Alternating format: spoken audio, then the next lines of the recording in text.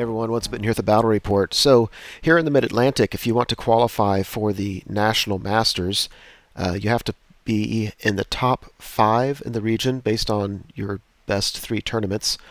And then for the next 5 spots, they hold a tournament with 10 people. So this is the qualifying tournament. There's 10 people here, and you need to get in the top half to advance to the National Masters. Yeah, it's a 4-game tournament brought by Bretonnians. It's Swedish comp. Going against the Lizardman Army.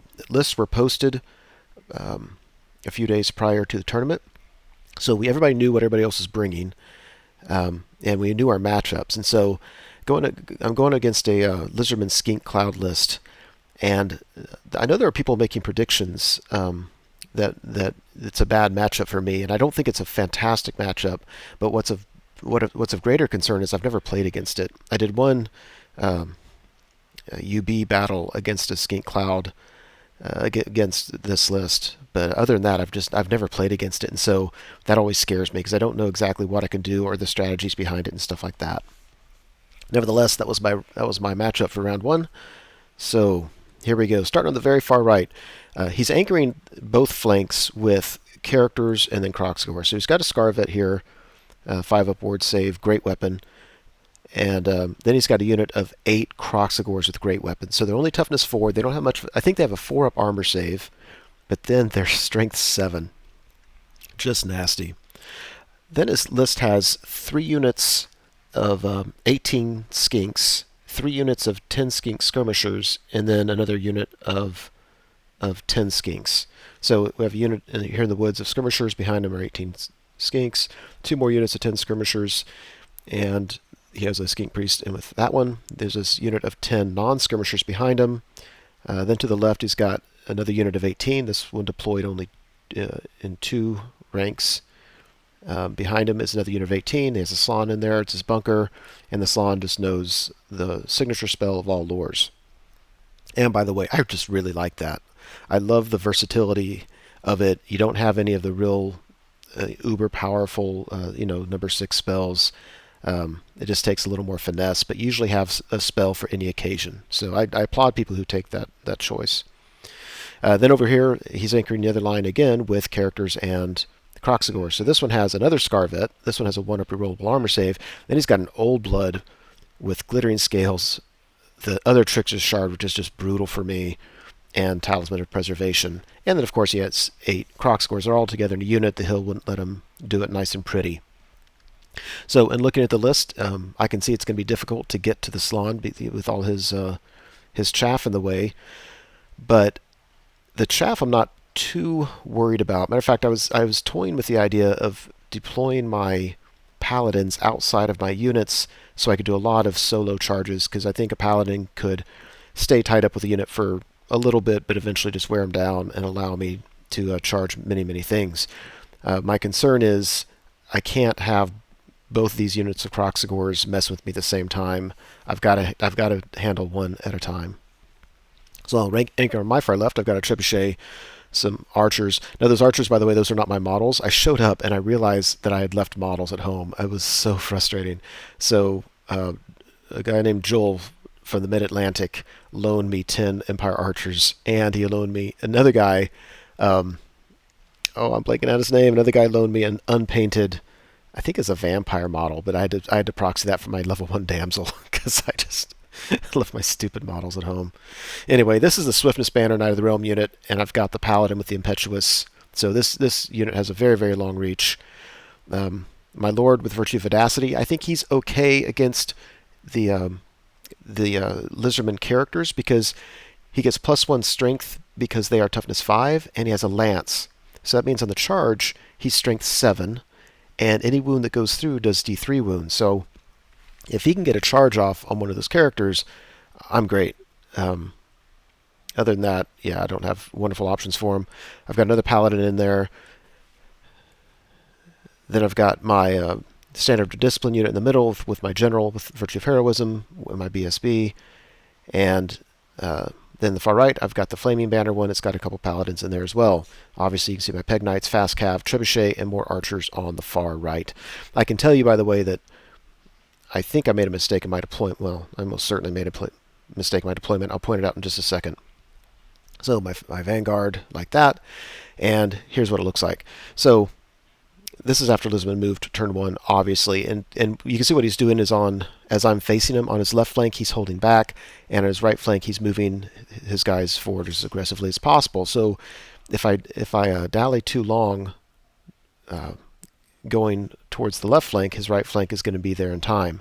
Another option for me would be to handle the right flank first, let him move up another turn and handle them.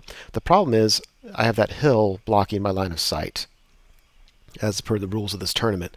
And putting a unit behind the hill was just really, really bad. That unit is just not doing me any good whatsoever. So not happy with that. If you look on the far left, I'm going to go down and see if I... Yeah, there we go. So he has this old blood way on the far left. He has this cold one he put up as bait for me, and then he has his Croxagores just waiting back. So I have a decent... I have a good chance of making a charge against this cold one, against this Scarvet.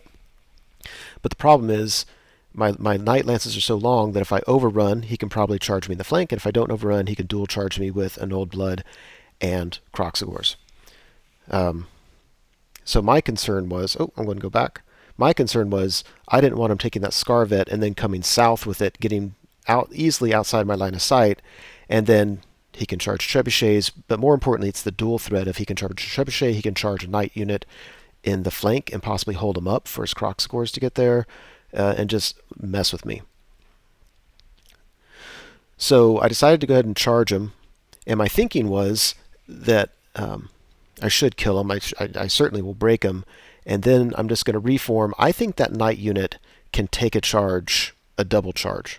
It'll get beat up, but it'll be steadfast with leadership 9 and probably a reroll. And then I can support later. What I didn't appreciate was how far the Skink unit can move. That, if you look where the Skink unit is now in front of his Slan, so I think it's 18 strong and 2 ranks. Look where it is now, and then you're going to see him come up and shaft me, so I can't charge his Croxagores on my next turn. Those things fly across the board.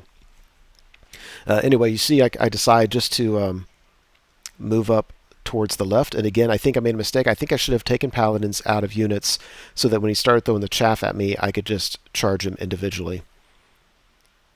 Otherwise, everything is as you can see. There's the charge. And here's the right. I don't know what I was thinking with the Pegasus Knights in front of the Croxagores makes it to where they have a pretty easy charge. And I honestly don't remember my plan, but as soon as it was done, it was done. And if he charges, I'm just going to have to flee. But if he charges and I flee, it's kind of nice because those Croxagores will have a failed charge, so they'll stumble forward 3 or 4 inches instead of marching forward 12 inches. So I don't know if I can take credit for thinking that or not. I just don't remember. After combat here, yeah, I think my Lord level character just killed him. I don't remember exactly, but I think that's how it worked out. And I decide just to reform.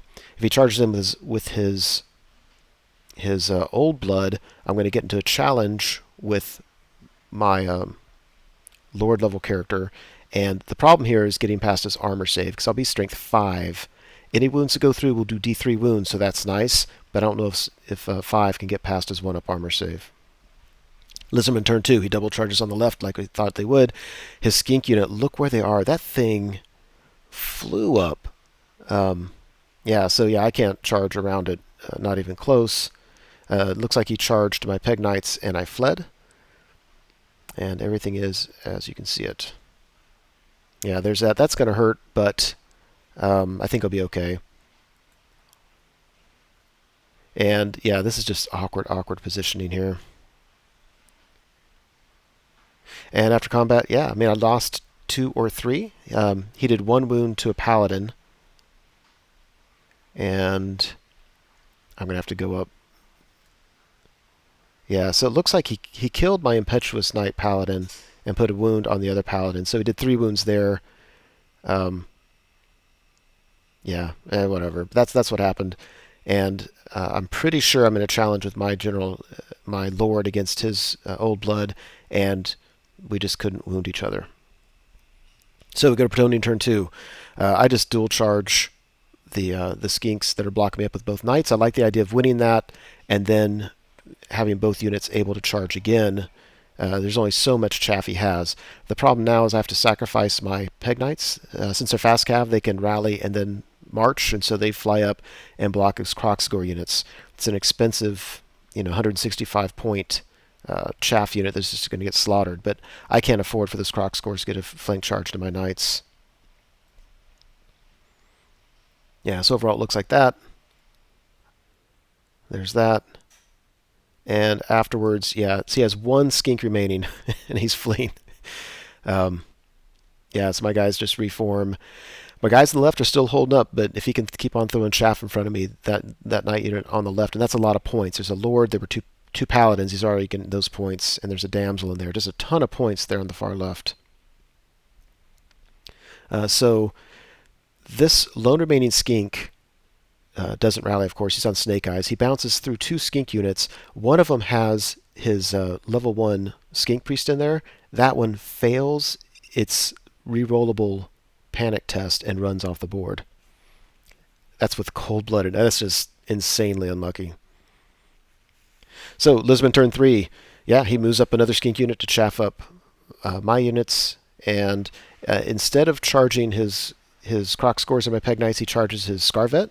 I thought that was kind of nice. That means I can get to a challenge, I lose my champion, and then if he breaks me, I have a decent chance of getting away. So at least they have hope. If the Kroxgors charged in, they just would have been done. There's that. Look, he's moved his Slann all the way over to the left. But he's got that knight unit. That knight unit now just has no hope. It's just sitting there. It's not going anywhere. The Searing Doom kills some of this unit, and then shooting. Oh my gosh, this was insanely unlucky. His shooting just tears up this knight unit. I think it was strength 3. Just awful. And then, yeah, I can't believe this. He tore my unit up. You see now I've lost my lord. I've lost both paladins. I'm not steadfast, but amazingly, this unit stuck.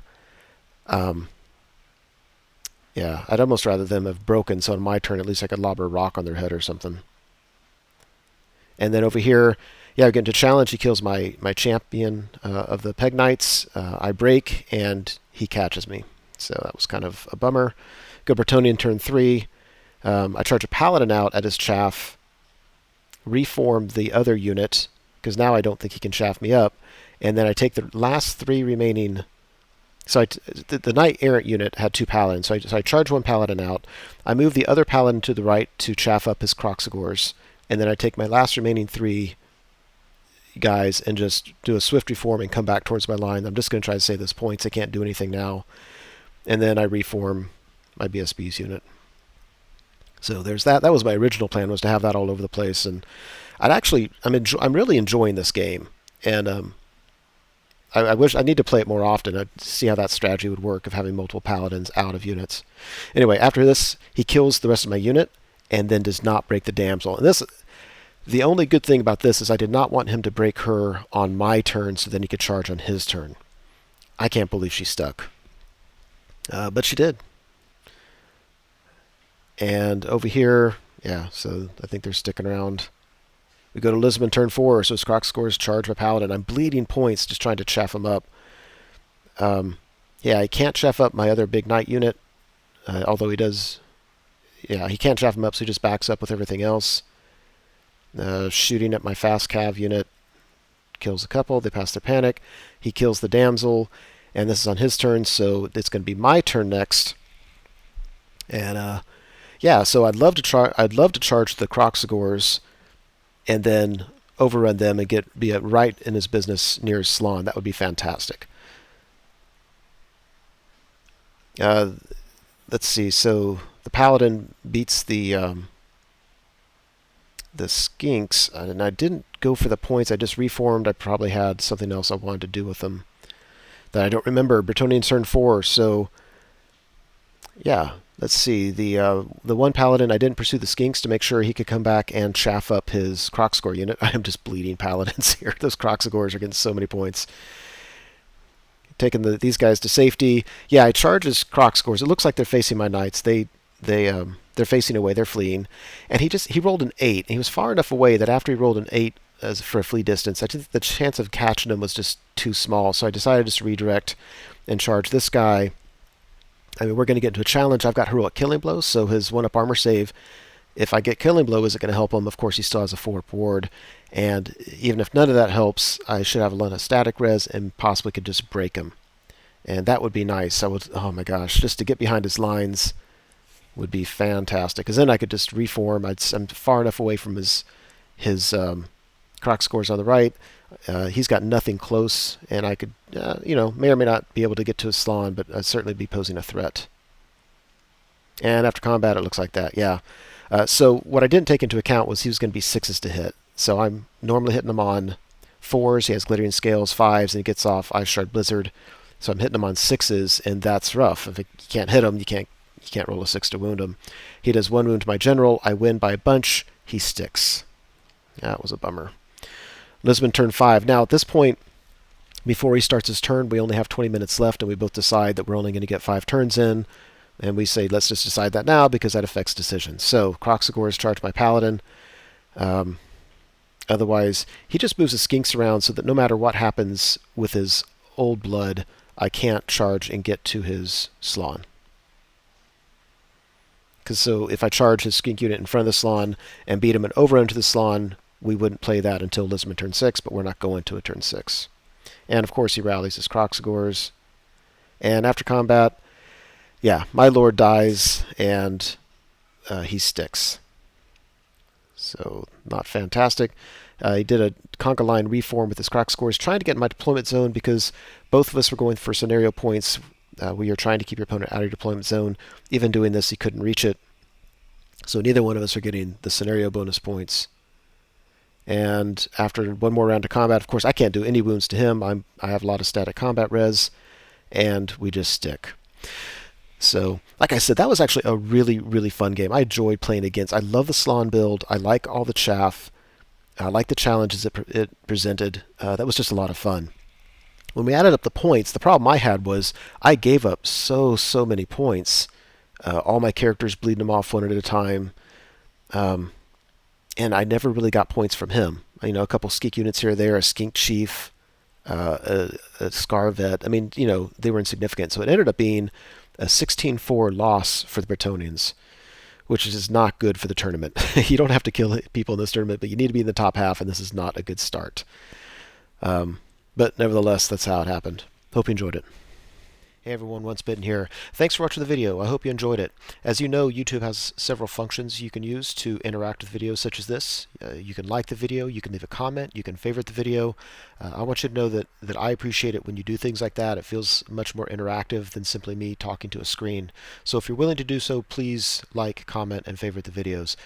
Subscribe to the channel if you want, and you certainly are welcome to share this video on your blog or other websites if you are so inclined. Again, thanks for watching, hope you enjoyed it, and I'll see you next time.